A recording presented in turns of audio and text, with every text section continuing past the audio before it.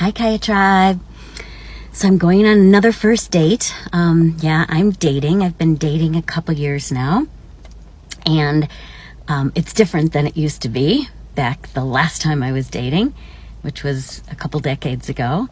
And I'm getting used to it. I'm getting the hang of it. I've had several first dates, only a couple second dates.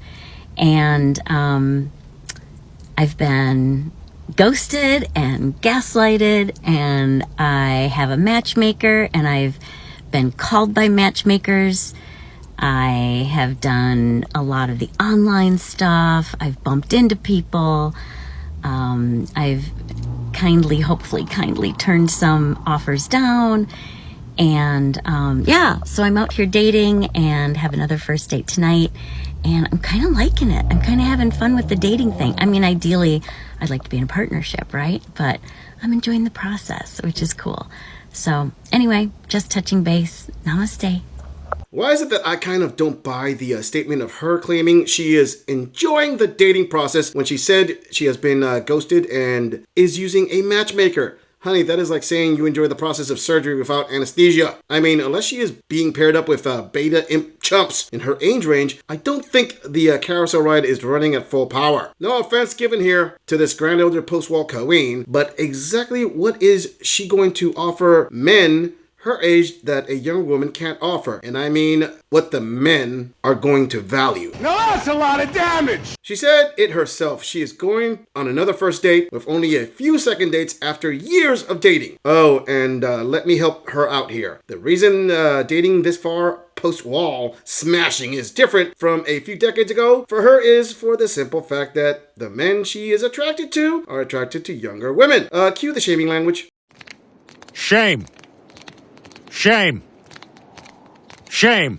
This is the part where those women going on that roast beef energy high will come in to tell men how wrong they are for being attracted to younger women, call them nasty names for ignoring this queen, and say they can't do anything without a blue pill. To that I say, even with the blue pill, you can't do anything with a rough, dry desert, but the younger women still have a refreshing, cool beach to offer that blue pill to enjoy. Squeeze me? Oh, no, you did. Moving on. You are not in love with them after 4 dates. You just think you are. So there's a lovely woman on the internet. I adore her. She's fabulous. And she just did a video and said, oh my God, it's been 4 dates and I'm in love and he feels like home, which is a big warning flag, especially if you grew up in an unhealthy, trauma, toxic home. That home is just familiarity. But here are the 4 tips that you should take a look at before you think you're madly in love. Trust me, been there, done that. Number 1, you're not in love with them until you've traveled with them. Number 2, you're not in love with them till money's involved and you see how they handle it. Number 3, you're for sure not in love with them until you see how they behave when they're pissed off, angry, frustrated, and what they do with their emotions. And number 4, you're really not in love with them until you've lived with them and you see that down and dirty, nitty gritty. If you want more love tips, I've got a free Facebook group. DM me on Instagram, swipe. We're doing a swipe party this week. That was some primetime advice, but let's be honest, that falls way more in line with men than it does women. Oh, ladies, you don't agree. Okay, let's do a comparison with her numbers. 1, until you've traveled with him. Okay, ladies, remind us all who is expected to pay for the bulk of the travel expenses again. I mean, if you aren't paying for the trip, you really have minimal say. 2, until money is involved. Oh, how men in their 50s have heard this one over and over. Sorry, queens, but it's no secret to men. The reason money management is so important to women over 50 is because his money will become our money. And mama needs a brand new retirement plan. 3, see how they behave when they are angry. Yep, because that's when the female rage fifis come out where she starts swinging, hitting you, breaking your things, then calls the cops on you and you get arrested. Just ask Johnny Depp if that ever happened. 4, live with them. This will show all those kings out there it's risky living with a woman even if you aren't married because of common law and you run the risk of her getting you arrested when she feels like it. Women look for love, men look for logic. You decide which lasts longer. Okay. Duh. Moving on. Asking men for advice about getting married, and now that I'm 4 years in, I realize that a lot of these men didn't like their wives. Hey y'all, so that young man I just stitched brought up an amazing point And I'm so happy to hear a man admit to this and say this out loud. So go back and watch his original video. But he did a thing and he found out that, men don't like women. His married friends don't like their wives. I've been saying this for years. And listen, I love men, good men. I love good men that are real men. But the rest of them, I'm like, ugh. One of the things I discovered years and decades ago, actually, is that men don't really like women. So many men, their wives. If you ever like in the workplace and you hear a dude talking about his wife, it's always very disparaging comments. It's like crazy. It's like, bruh, do you not even like your wife? What the men don't like women. This is totally my conjecture, so do with this what you will. A lot of times men don't like women because we're not men. They want men, but they can't admit it due to societal pressures.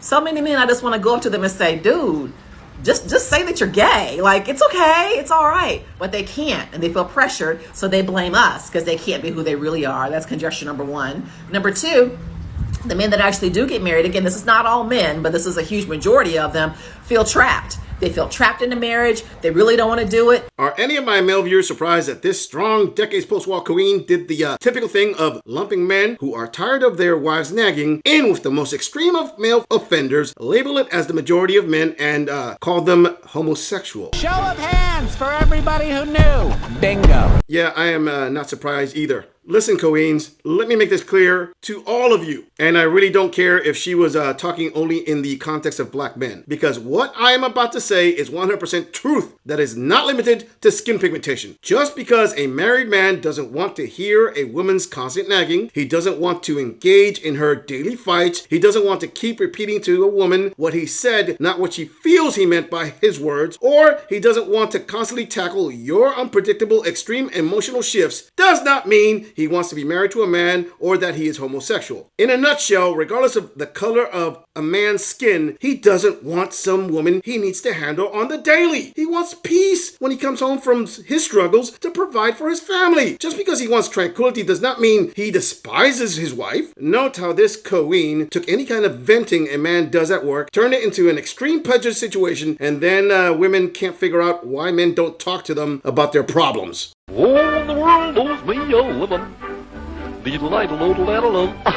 They want to be free, but they're doing their societal duty, so to speak, in being married. So, of course, they resent their wife for taking away their freedom. Men also want to everything that moves. Again, not all, but a whole lot of them. So they resent their wife for not allowing them to go a bunch of and have to uphold their marriage. Men resent women once they have babies. Oh my God. Once women become mothers, why do you think it is so prevalent in America specifically, but it happens other places too? Why is it so prevalent that men be unaliving their entire families? The kids, the wife, what have you? Because he hates them, period.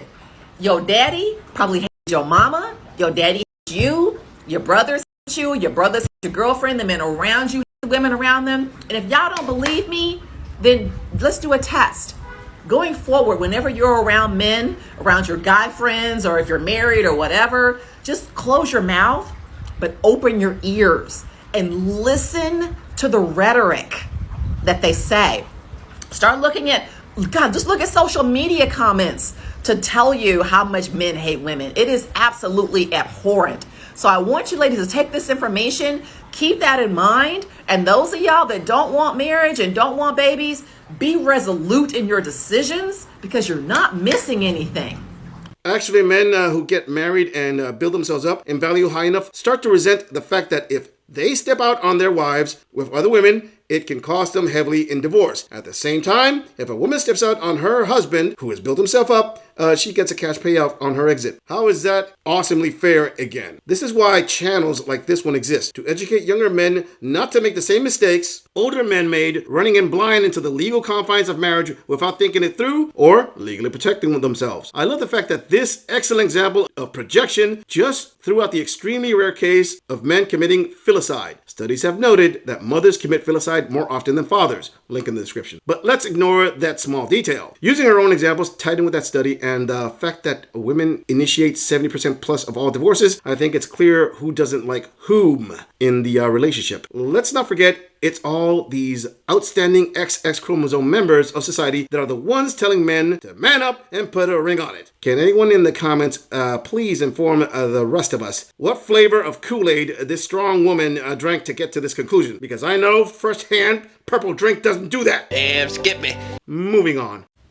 I truly believe this time I am just done dating. I've been divorced for 14 years, and the spaces between dating are getting longer and longer because it's just not worth it. And when I do a cost-benefit analysis, I'm just happier by myself than with these men that I keep finding. So I got up in Florida yesterday morning, left a note, got an Uber, booked a plane ticket, and am here back at home with my cats, very happily in cold weather because of what happened on this trip. So I met this guy a few months ago, nice guy, seemingly. He did a lot of parroting on our first date, which fine, I figured he's really nervous. He's 10 years older, good looking, seemed very nice. I am incredibly clear on my dating profile of my beliefs and what I can't do people. I cannot. My dad was that's a different kind of than what a lot of them are now. Anyway. She's going to sink, Captain.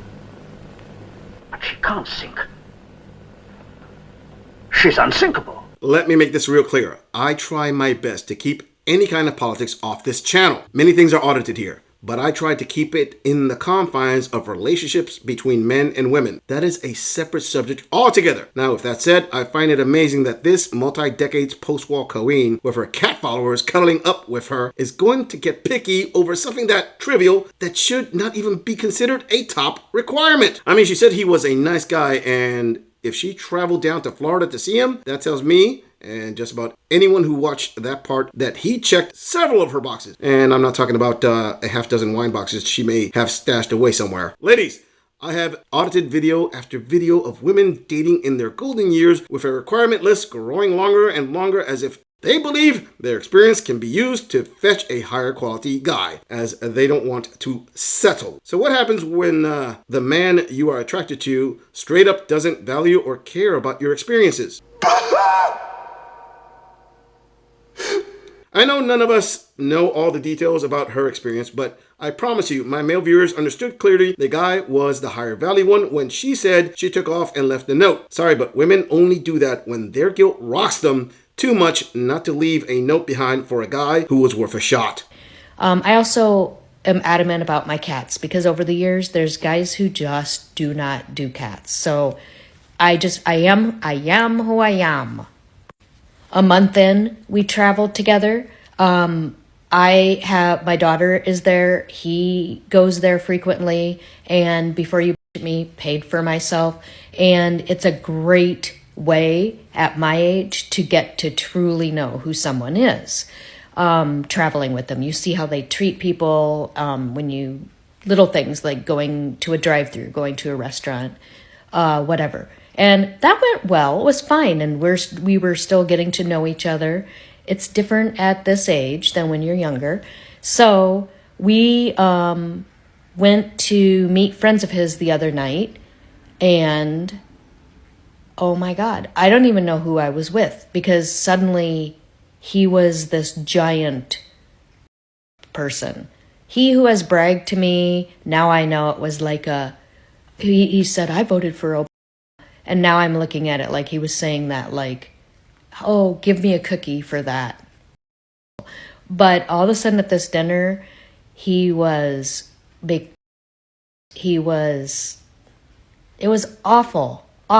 I am who I am. You're presenting that you're a cat lady collecting cats there. You do understand that, right? I guess the guy wasn't a cat person. I am a bit confused here. She kept praising the guy as acting kosher. He was good and well-mannered, and all of a sudden he became a hulking monster when she met his friends. Okay, none of us were there, but it's become very clear this woman is extremely against a red candidate. Again, I always go with the rule to not mix in politics with dating. Ladies, I don't care how you feel about the subject, you should not base your dates on political preferences because it should remain a separate category. Also, she is making it clear that she aligns anyone with a certain party as being colorist. Now, ladies, let me take this opportunity to point out the female dating double standards. You see, women always claim they want their man to be open and honest at all times. This guy seemed to be a good guy and didn't hide who he was. I mean, he said he voted for one of her preferred and she was upset by it. The point is, you ladies don't want a man to be honest. You want men to change to become your idea of a good man. And if a man dares not be 100% what you want, then you take off in the middle of the night, leaving notes and making insulting videos, putting everyone's business on the internet. I wonder why men aren't 100% honest with all of you. Hey, buddy,